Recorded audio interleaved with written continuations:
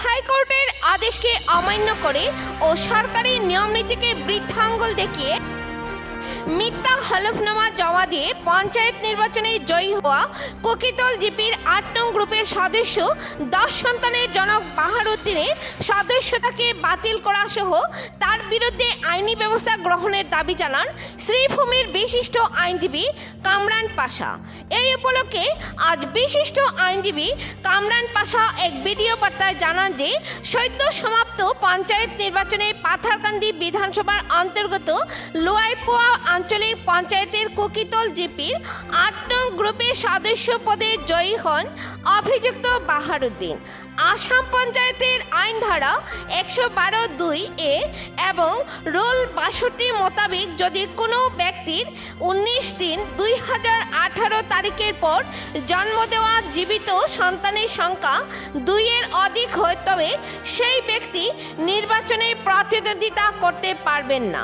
কিন্তু 10 সন্তানের জনক বাহারুদ্দিন সে নিজেই আসাম পঞ্চায়েতের আইনের ১১২(২)(এ সন্তান নীতির ধারাকে চ্যালেঞ্জ জানিয়ে হাইকোর্টে একটি মামলা দায়ের করেন, কিন্তু মহামান্য আদালত তার মামলাটিকে খারিজ করে নির্দেশ দেয় যে সে নির্বাচনে প্রতিদ্বন্দ্বিতা করতে পারবে না। কিন্তু অভিযুক্ত বাহারুদ্দিন আদালতের কড়া নির্দেশকে অমান্য করে সদ্য সমাপ্ত ২০২৫-এর পঞ্চায়েত নির্বাচনে সে তাহার সন্তানের তথ্য গোপন রেখে নির্বাচনে প্রতিদ্বন্দ্বিতা করে গ্রুপ সদস্য পদে জয়ী হয়। এই বিষয়ে আইনজীবী কামরান পাশা একটি স্মারকপত্র শ্রীভূমি জেলার আয়ুক্তের কাছে জমা দিয়ে দাবি জানান যে অতি সত্বর বাহারুদ্দিনের সদস্যতাকে বাতিল বলে ঘোষণা করা সহ তার বিরুদ্ধে যাতে আইনি ব্যবস্থা গ্রহণ করা হয়। হাইলাকান্দি থেকে সিপ্রিয়ান দাসের রিপোর্ট। পরবর্তী খবর পেতে হাইলাকান্দি দর্পণ টিভি নিউজ চ্যানেলটিকে একটি লাইক ও ফলো করে পাশে থাকুন। ধন্যবাদ।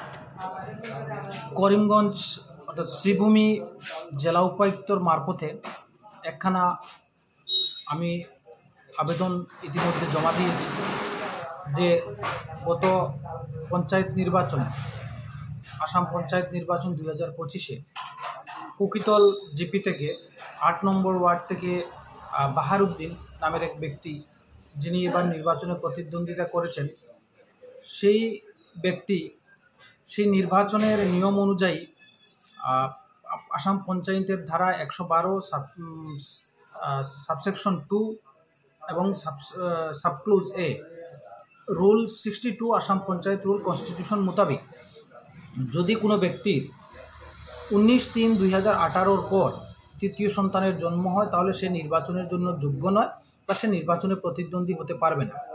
এই ক্ষেত্রে এই বাহারুদ্দিন নামের ব্যক্তি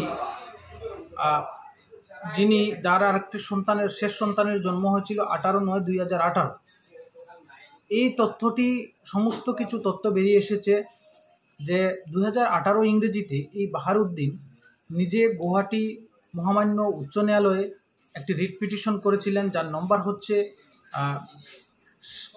7729/2018 WPC রিট পিটিশন নাম্বার।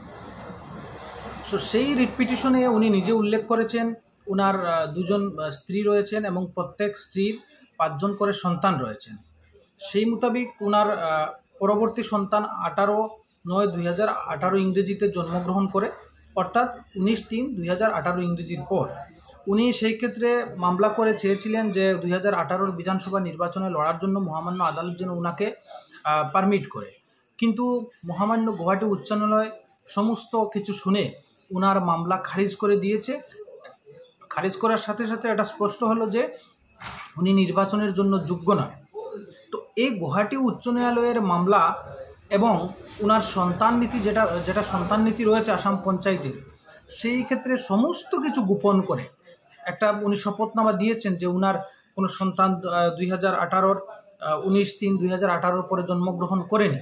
সমস্ত ভুয়া তথ্য জালিয়াতি করে উনি নির্বাচনে অবতীর্ণ হয়েছিলেন এবং সেই ক্ষেত্রে আমি গুয়াহাটি উচ্চ ন্যায়ালয়ের মহামান্য উচ্চ ন্যায়ালয়ের যে রিট পিটিশন নাম্বার 7729/2018 মামলার জাজমেন্ট কপির আমি সার্টিফাইড কপি নিয়ে এসেছি এবং সেই সার্টিফাইড কপি সহ আমি শ্রীভূমি মাননীয় জেলা উপায়ুক্তের কাছে আবেদন দিয়েছি যে ওনার মেম্বার পদ খারিজ করা সহ ওনার বিরুদ্ধে আইনি ব্যবস্থা গ্রহণ করার জন্য। এই ক্ষেত্রে আমি মাননীয় স্টেট ইলেকশন কমিশনকেও পত্র প্রেরণ করেছি। আমরা কিছুদিন অপেক্ষা করব, তারপর না হয় আমরা মহামান্য গুয়াহাটি উচ্চ ন্যায়ালয়ের দ্বারস্থ হব। তার সাথে সাথে উনি যেভাবে ক্রাইম করেছেন, তথ্য গোপন, সন্তান গোপন করেছেন এবং ভুয়া অ্যাফিডেভিট প্রদান করেছেন, এই ক্ষেত্রে ওনার বিরুদ্ধে ক্রিমিনাল মামলা হবে। শীঘ্রই আমি 2-1 দিনের ভিতরে ওনার বিরুদ্ধে ক্রিমিনাল মামলা করার সহ যতটুকু আইনি ব্যবস্থা নেওয়া যায় সম্পূর্ণ আইনি ব্যবস্থা করা হবে। এবং আমার বিশ্বাস যে আইনের উপর এতটুকু বিশ্বাস, আইনের ছাত্র হিসাবে বলতে পারি যে উনি গ্রেপ্তার হবেন, ওনার মেম্বার পদ খারিজ হবে, এটা নিশ্চিত। এবং আদালতের তথ্য গোপন সহ আদালতকে চূড়ান্ত অপমান করার জন্য উনি সাজা ভোগ করতে হবে। আমরা আশা রাখছি যে শ্রীভূমির মাননীয় জেলা উপায়ুক্ত এই ক্ষেত্রে খুব কম দিনের ভিতরে পঞ্চায়েত গঠন হওয়ার আগেই তড়িঘড়ি ব্যবস্থা নেবেন এবং এই ক্ষেত্রে বাহারউদ্দিনকে গ্রেপ্তার করে জেল হাজতে প্রেরণ করবেন বলে আমরা আশা করছি।